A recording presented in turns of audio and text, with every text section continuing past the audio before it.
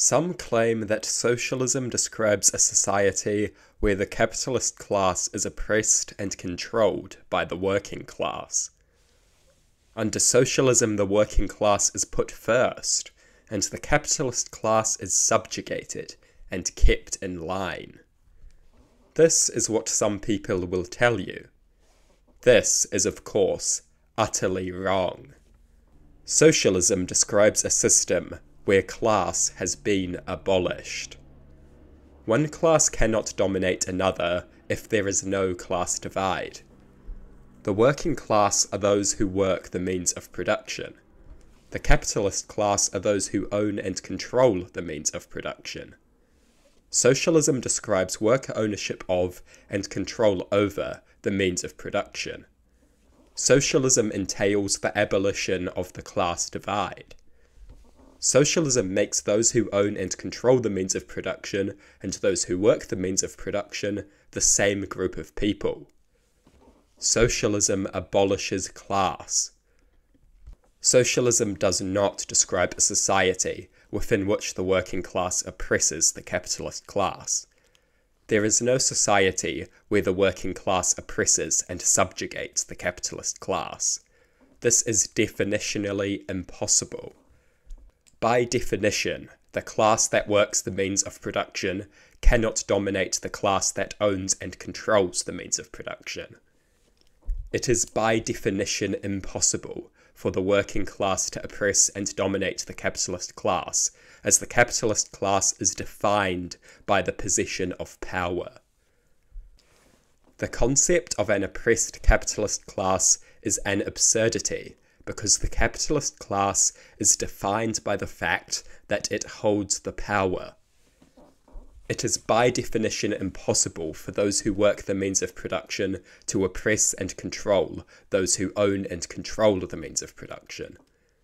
It is by definition impossible for the working class to dominate the capitalist class.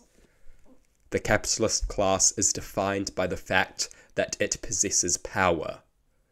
An oppressed capitalist class is an impossible absurdity. Socialism is about the abolition of class, a society within which those who work the means of production also own and control the means of production. That is socialism. Socialism is worker ownership of and control over the means of production. Socialism is the abolition of class. Under socialism, the class divide does not exist. Under socialism, the capitalist class does not exist.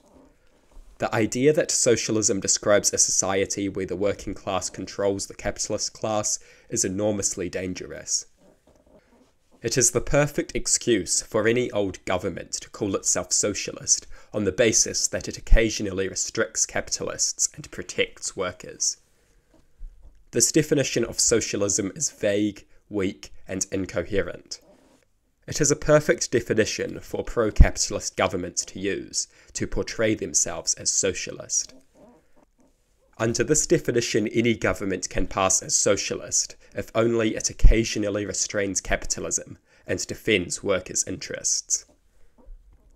This is of course no coincidence, for this mindless definition is a tanky favourite. And tankies love nothing more than a definition that can be used to justify the worship of any state. Nothing endangers socialism more than bad definitions of socialism. Bad definitions of socialism serve only to make socialism impossible, even on a conceptual and theoretical level. This is enormously dangerous. Bad definitions of socialism not only endanger socialist projects and advocacy, bad definitions of socialism endanger the idea of socialism itself. Socialism is threatened by the use of definitions that seek to deprive the term of any and all substance. Such definitional hijacking seeks to destroy socialism, not as a system or a structure, but as a concept. These false tanky definitions are a major threat to socialism. They seek to eradicate it conceptually by redefining it as something which it is not. Let the truth be remembered. Socialism is not a society where the workers oppress and control the capitalists. Socialism describes work ownership of and control over the means of production. Socialism describes the abolition of class, the abolition of the divide between those who work the means of production and those who own and control the means of production. This is what socialism is, and we would be fools to forget it. Let this definition live. The foundation of socialism is its definition. We must resist all attempts to hijack this definition with idiocy and stupidity. For this idiocy and stupidity, laughable as it is, seeks to eradicate socialism on a conceptual level. There is nothing more anti-socialist than this.